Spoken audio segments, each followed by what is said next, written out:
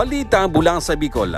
Patay ang isang kumakandidatong barangay kagawad habang sugatan naman ang kalyado nitong kapitan sa barangay Maingan sa Masbate City. Matapos ang mga itong pagbabaril di umano ng mga kalaban sa politika pasado alas 4 ng hapon kahapon. Ang mga biktima ay kinilala nga sina Joby Pintor, 44 anyos, kumakandidato naman sa kagawad, at Joseph Martinez, 59 anyos at incumbent barangay kapitan naman sa naturang lugar.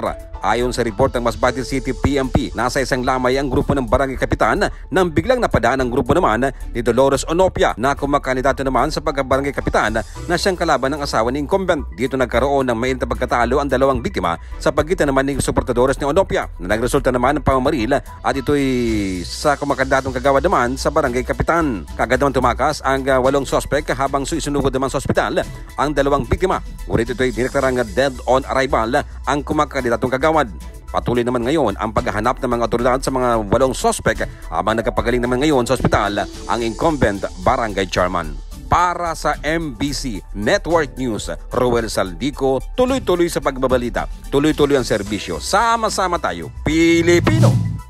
Sa gitna ng babala ng COMELEC na iwasan ang paggamit ng masasamang salita o malaswang salita gamit sa kanilang mga campaign ads ngayong barangay at SK election, walang nakikitang malaswa si Pepe o si Jose Pepe Pacheco na dati nang nag-viral noong 2018 ang kanyang jingle noong ito ay unang tumakbo bilang barangay chairman ng Barangay Bukot sa bayan ng Aliaga, Nueva Ecija. Sa ikalawang pagtakbo nito ngayong barangay at SK election, inamin nitong may mga ilang lyrics na binago ang composer nito na si Apet Cruz, kung saan libre pinaggawa siya nito ng kanyang campaign ads. Dagdag pa ni Pepe Pacheco na wala siyang intensyon na makasira o makasakit ng damdamin sa sektor ng kababaihan at maging sa mga kabataan. Si Pepe Pacheco ay natalo noong 2018 election ng kanyang nakatunggaling si incumbent barangay chairman ngayon na si Ramon Gamboa ng nasa 34 votes, at ngayon muling magsasagupaan ngayong 2023 barangay at SK election. Narito ang naging pahayag ni Pepe Pacheco. Nabago siguro, maunawaan na ng tao kasi nung una medyo hindi nila katanggap-tanggap yung kwan, kaya binago ngayon. Palagay ko magugustuhan na nila yung naging part 2 nung aking jingle. Kasi ako naman talagang hindi naman ako politiko, dito lang ako sa bahay. Bigla na lang ako, hindi naman ako naging SK, hindi ako naging konsyal man lang. Kumbaga sa kwan, maraming nagtaka, nagulat ng tao. Bigla na lang ako lumaban bilang isang kapitan. At wala naman po akong preparasyon dahil kulang ako noon, halos siguro mga 6 months lang. Nung nalaman ko na ako lalaban bilang isang kapitan ng Barangay Bukot.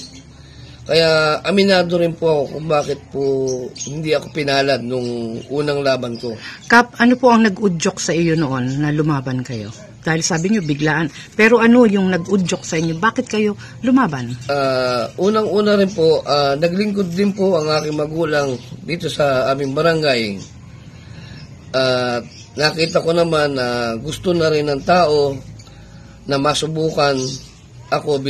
Noon po ako hindi pinalad, hindi naman po ako nagbago sa aking mga 3 sa pagka-barangay chairman ang maglalaban sa Barangay Bukot at nasa 30 naman sa mga barangay councilor. Para sa MBC Network News, ito si RH25, Grace Vera Sansano. Tuloy-tuloy sa pagbabalita, tuloy-tuloy sa serbisyo, sama-sama tayo, Pilipino.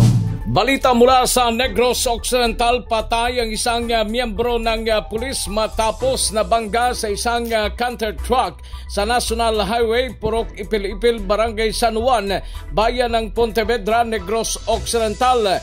Ang biktima kinilala na si Reden Agos, 31 anyos, residente ng Sitio Panique, Barangay Hilamunan, lungsod ng Kabangkalan, Negros Occidental.